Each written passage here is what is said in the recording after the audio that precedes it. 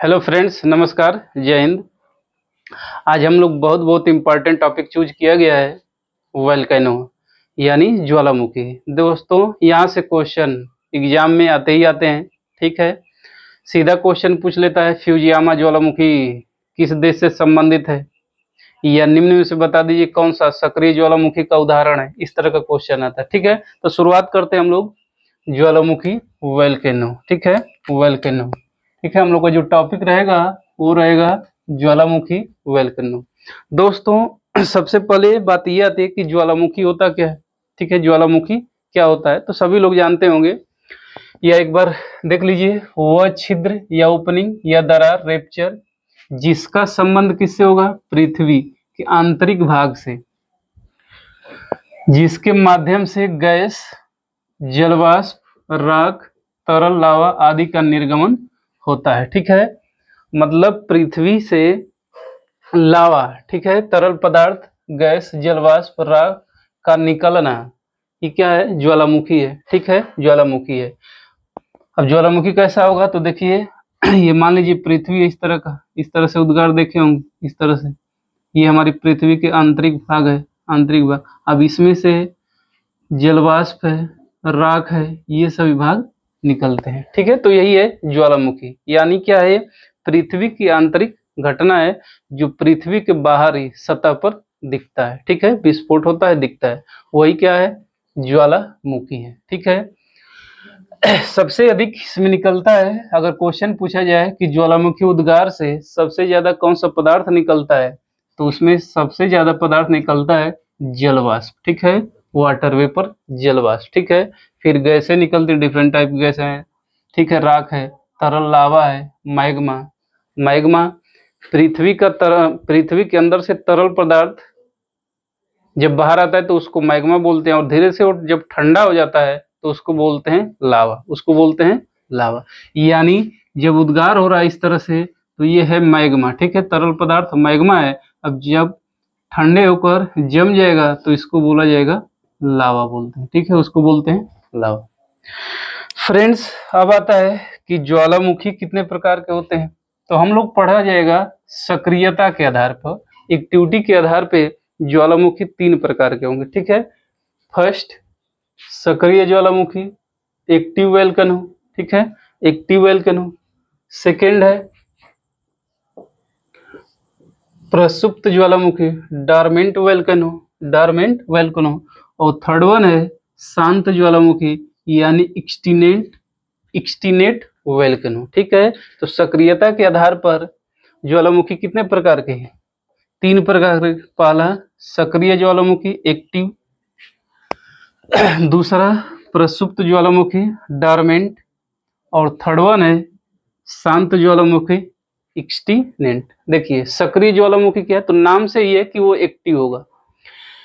ऐसा ज्वालामुखी जिसके मुख से सदैव धूल, धुआं, जलवाष्प, गैसें, राख, लावा या चट्टान खंड, चट्टान के छोटे छोटे खंड हमेशा निकलते हैं, तो इसको बोला जाएगा सक्रिय ज्वालामुखी, मतलब ऑलवेज। ठीक है, एक्टिव हमेशा रहेगा, उसको बोलते हैं सक्रिय ज्वालामुखी। जैसे उदाहरण देखिए, जैसे उदाहरण है, ये सभी एग्जाम्पल है सक्रिय ज्वालामुखी के, एग्जाम्पल है सक्रिय ज्वालामुखी के उदाहरण। जैसे पहला एक एग्जाम्पल ले लिए, किलायु।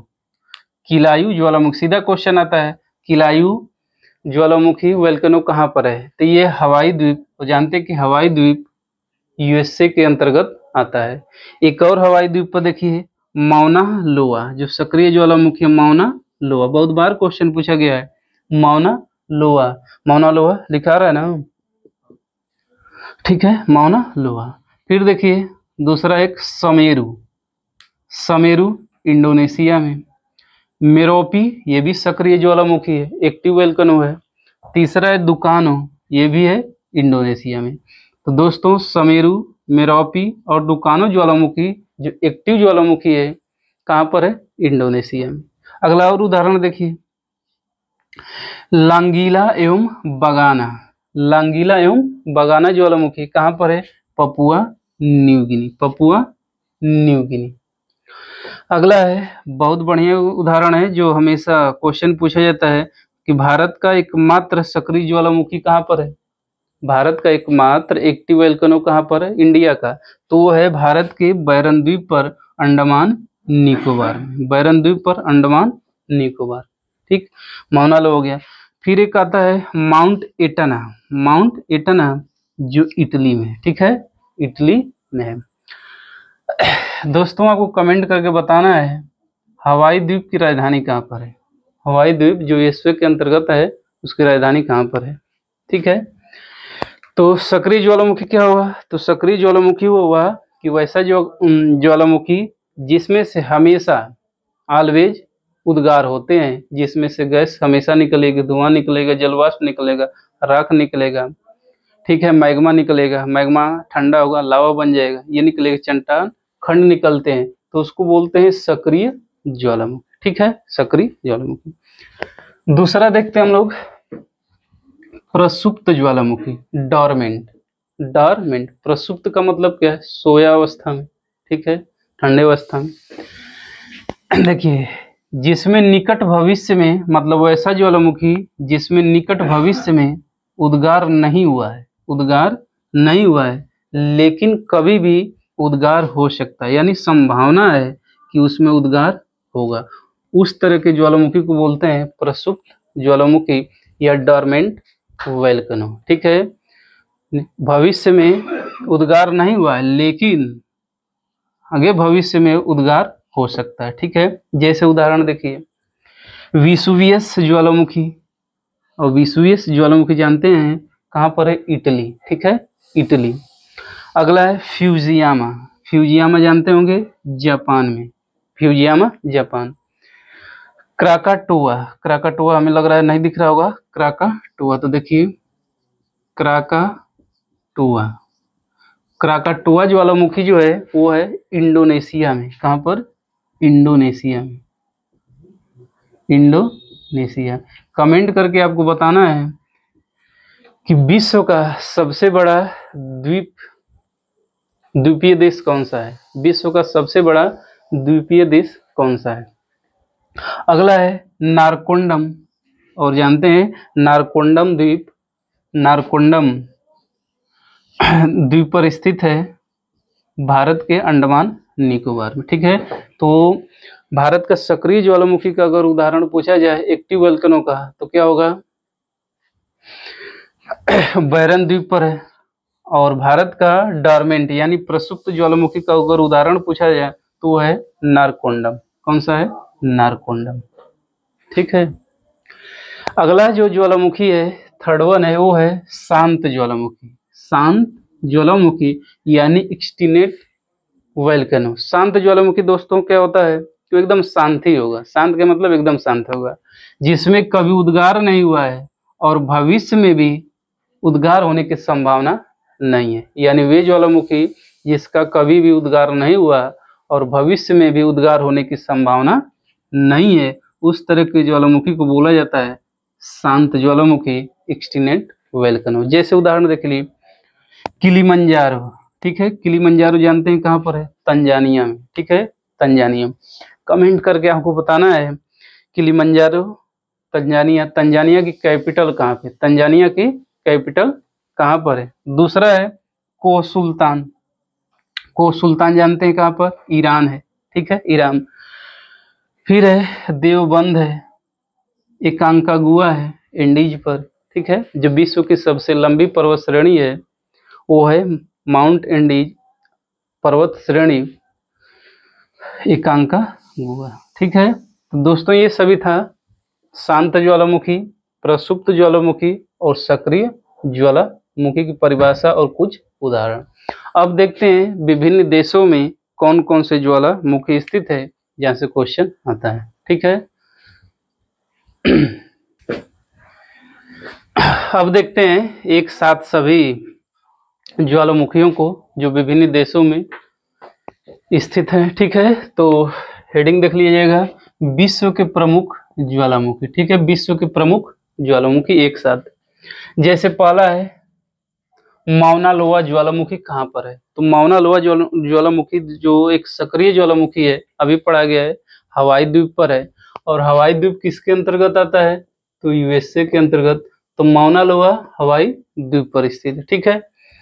दूसरा है माउंट कैमरून। माउंट कैमरून, यह है कैमरून, अफ्रीका महाद्वीप का देश है। अफ्रीका महाद्वीप का देश है कैमरून में, कैमरून देश।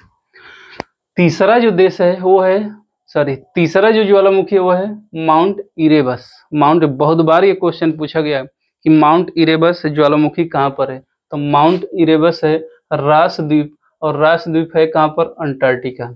ठीक है, अंटार्कटिका में। तो अंटार्कटिका में कौन सा ज्वालामुखी? माउंट इरेबस यानी इरेबस। चौथा है माउंट एटना।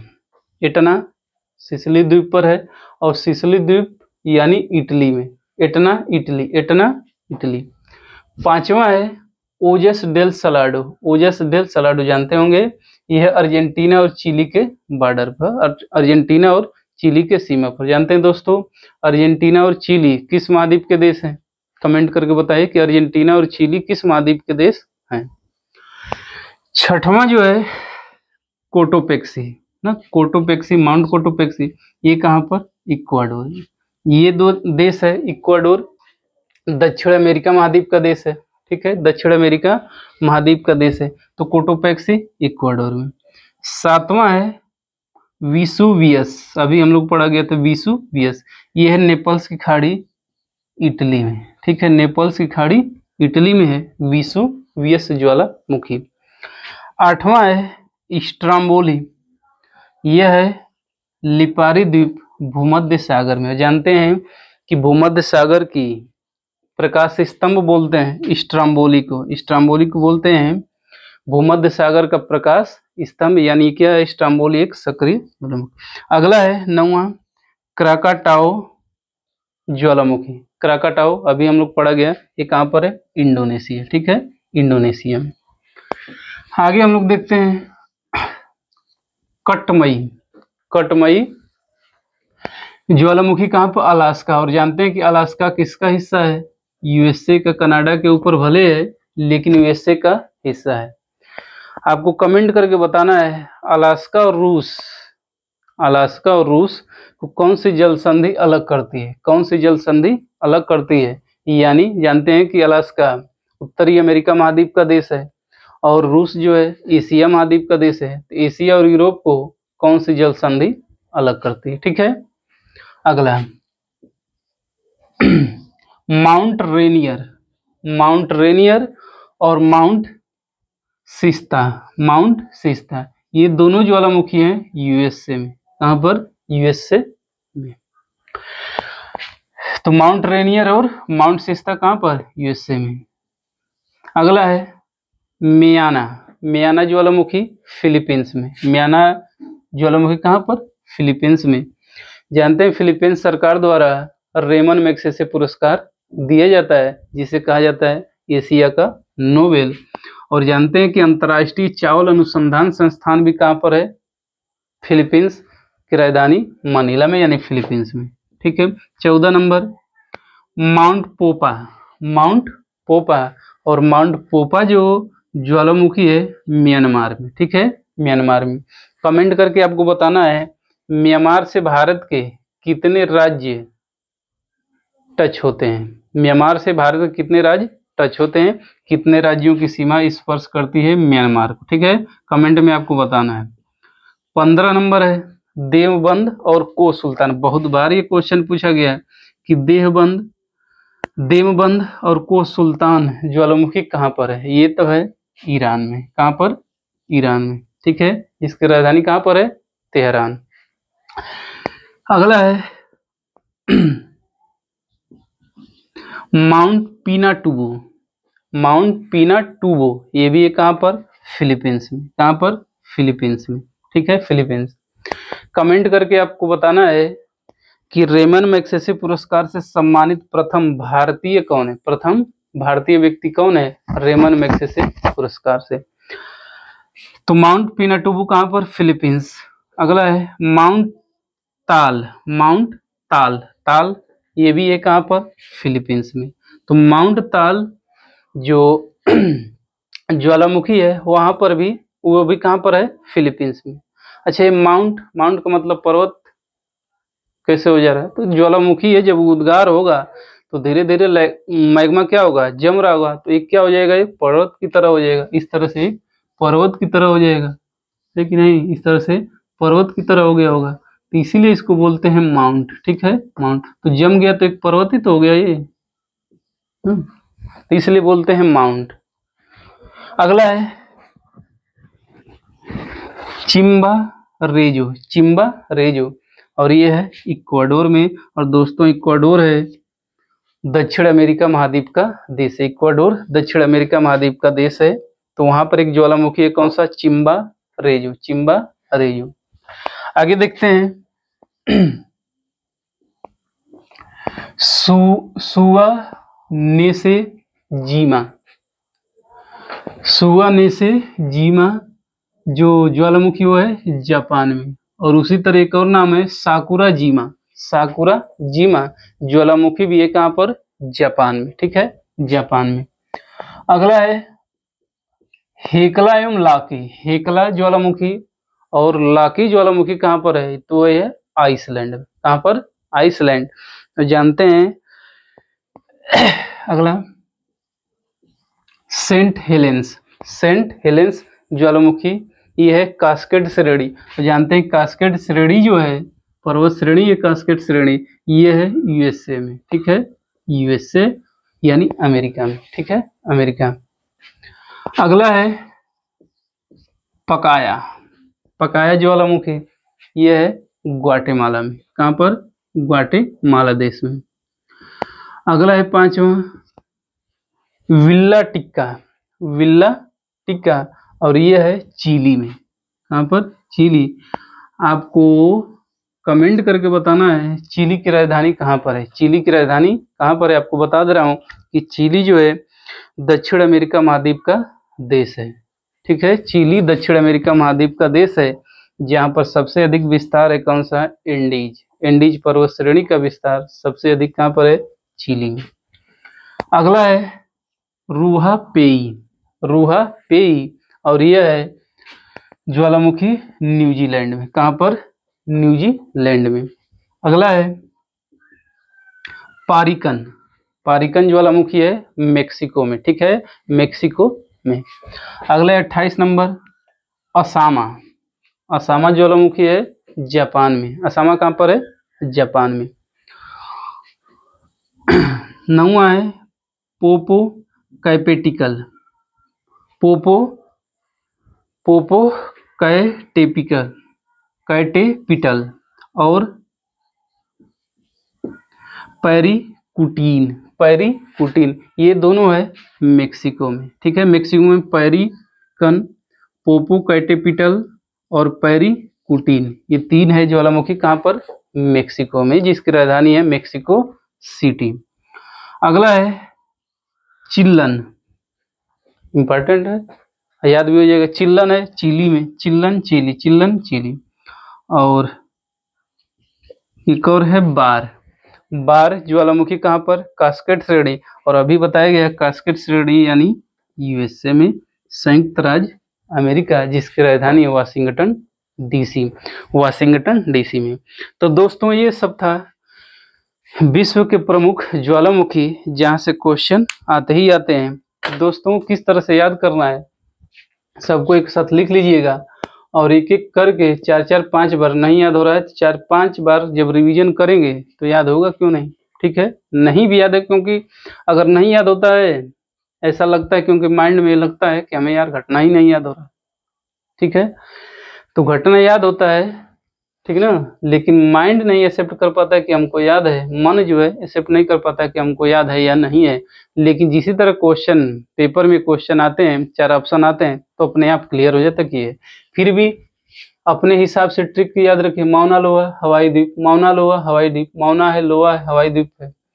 कैमरून, कैमरून तो कैमरून में इंपॉर्टेंट है। इरेबस, इरेबस रास द्वीप अंटार्कटिका में, इरेबस अंटार्कटिका का एक ही है, इरेबस।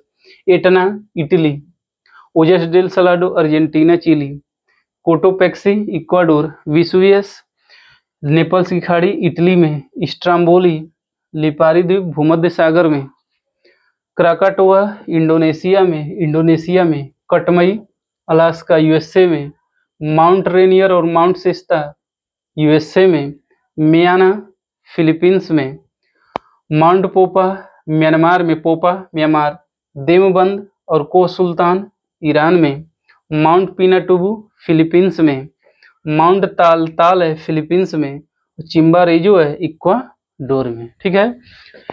सुवानेसे जीमा जापान में, जीमा 2 है, साकुरा जीमा जापान में, हेक्ला और लाकी आइसलैंड में, सेंट हेलेंस कास्केड श्रेणी यूएसए में, पकाया है, पका दो भाई, ग्वाटेमाला, विल्ला टिका है चिली में, रुआपेई है न्यूजीलैंड में, पारिकन और पोपोकैटेपिटल और पेरिकुटीन कहाँ पर, मेक्सिको में, चिल्लन चिली में, और बार जो है कास्केड श्रेणी यूएसए में, असामा जापान में, रुआपेई न्यूजीलैंड में। तो इस तरह से आपको याद हो जाएगा, 2-4 बार दोहराएंगे तो कुछ घटनाएं याद होंगी, कुछ घटनाएं नहीं याद होंगी, बार बार रिवीजन करेंगे तो याद जरूर हो जाएगा। ठीक है दोस्तों, तो ये बहुत इंपॉर्टेंट टॉपिक था हम लोग का एक, ज्वालामुखी, जहाँ से क्वेश्चन आते ही आते हैं।